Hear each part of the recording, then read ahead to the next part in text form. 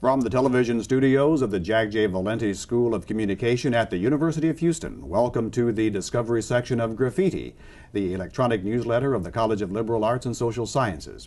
My name is John David Powell. Our two guests this month come from the Valenti School. Michael Berryhill joined the faculty in 2006 after working as a journalist for more than 25 years. His freelance work has appeared in the New York Times Magazine, Harper's, the New Republic, Vogue, and Sports Illustrated. He was a reporter for the Fort Worth Star-Telegram and the Houston Press, the fine arts editor for the Houston Chronicle, and the editor of the Houstonian Magazine and Texas Parks and Wildlife Magazine. In 1994, the Houston Press Club named him the Print Journalist of the Year. Professor Berryhill also taught American literature and creative writing at Vassar College, and he was a Fulbright Junior Lecturer in American Studies in Lyon, France. He is a graduate of Kenyon College, and he earned his master's and doctorate in American Studies at the University of Minnesota. Our other guest is a student in the Valenti School. Ronnie Turner is a junior at the University of Houston. He is a graduate of Jack Yates High School. He has worked for the Daily Cougar, and you may know his name if you pick up the sports pages of the Houston Chronicle. As a matter of fact, at the day that we're taping this, he's got the lead story on page 3 about the softball team at the University of Houston. It is a pleasure to have both of you with us today on Graffiti. Thank you. Thank you. Thank you for being here. Just an example of some of the students we have in the Valenti School. Oh, yes. He's one of our stars and a great reporter and doing very well. He wrote one of the great series in the Cougar about Warren McVeigh, who was the first black football player at the University of Houston. And Ronnie's going to go places in sports. How'd you get to the University of Houston? You probably had a lot of places you could have gone. Yeah, you know, with the top 10% rule that they have, you're right, I could have went to a number of different places, but I wanted to stay in Houston. I guess I'm kind of attached to the city. I know a lot of people give it a lot of flack, but I really love living in this city. And I had the job at the Chronicle, which I got during my senior year of high school, so I wanted to be in town so I could continue doing that job, because if I went elsewhere, I might not still have it today. And also, I had a professor who taught me during the summer workshop at the Chronicle, Ted Stanton, who taught here, and I wanted to come here to be on this instruction. I never got to take a class that he had, but he still played a big influence in my time here, because he still does workshops and mentors me and gives me advice and all that stuff. So, I just kind of chose U of H based on that, because, out of all the schools in Houston, it had undoubtedly the best communications program. You want to stay in journalism, and print journalism, I suppose?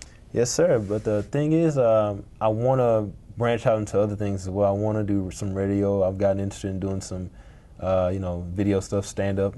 That's really a favorite of mine kind of now, and also doing stuff for online. I kind of view myself as an online sports reporter, which is something I've kind of done since I've been at the Chronicle. I still do stuff for print, but a lot of my stories have gone online. So, they may not come out in print, but they're always there. And I have a fascination with, I really want to beat the competition when I'm covering an event. So as soon as the game is over, I want to get the story up on the website no more than 5 minutes after the game's over. Matter of fact, I want to get up there as soon as the game's over. I want to beat the competition that bad.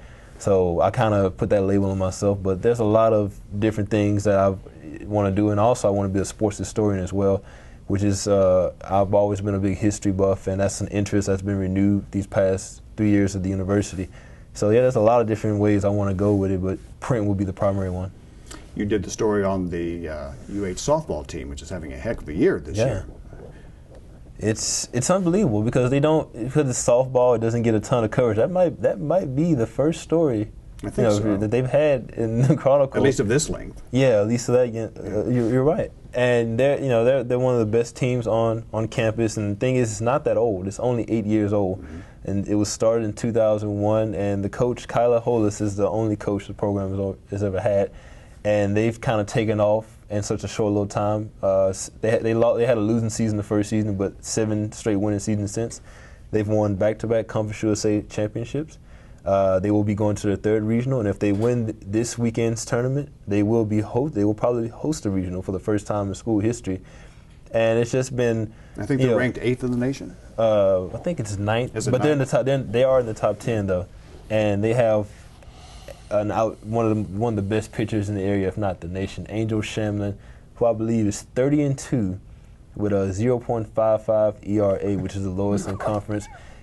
She is unbelievable. I've never seen her pitch, but I've read all the stuff about her, and I know that these two games that I covered today and Friday, today and Saturday, I'm going to get to see something good because I know when she's on the mound that she's going to pitch a heck of a game every time out. Man knows his sports. Oh, absolutely. You know, he's done a terrific job working on the Daily Cougar, and then, you know, to have him moving back and forth from the Chronicle to the Cougar is just a wonderful professional experience, and that's what we hope a lot of our students get, that kind of experience. And they learn from folks like you in the classroom. Took about 2 minutes to go through your resume. Well, I hope so. But right now you're working on a book on the Texas prisons. That's right, and when I started out in newspapers in the early 1980s, I covered a case called Ruiz, which is the longest running civil rights case in Texas. It's David Ruiz. David Ruiz. Yeah. And it was a federal civil rights case that was heard here in Houston. And I'm writing a history of a certain period of time in that case in the early 80s. And I'm interested in the storytelling and how stories shape our impressions of prison. And so over the years I've done quite a bit of research and written a lot of stories about Texas prisons.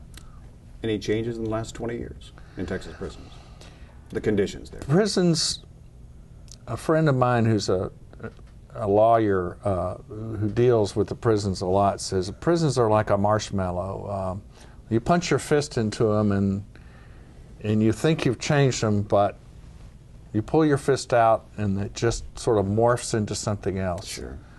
So I don't think we've come close to dealing with the problems of mass incarceration in Texas. And the problems of prisons are so deeply rooted and long-seated that you hope maybe you can shine some light on it by looking at something that happened 30 years ago almost. Mm-hmm. Well, we're now at the Valenti School. Yes. How do you feel about that? Well, it's great. I mean, we had this wonderful video about Valenti talking about the First Amendment to a class, I guess a year or two before he died, and it was so wonderful how he emphasized the First Amendment to our students, and you can't beat Valenti as a defender of freedom of the press and freedom of information.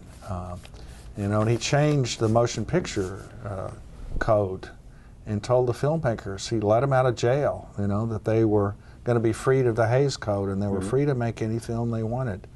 And so I think it'll draw attention and help develop the school, and we're all pretty excited about it. I'm sure. Michael Berryhill and Ronnie Turner, thank you for being with us in the Discovery section of Graffiti, and best of luck to you. Thank you. As you continue your future. I'm John David Powell, and for all of us, thanks for watching. We'll see you next month.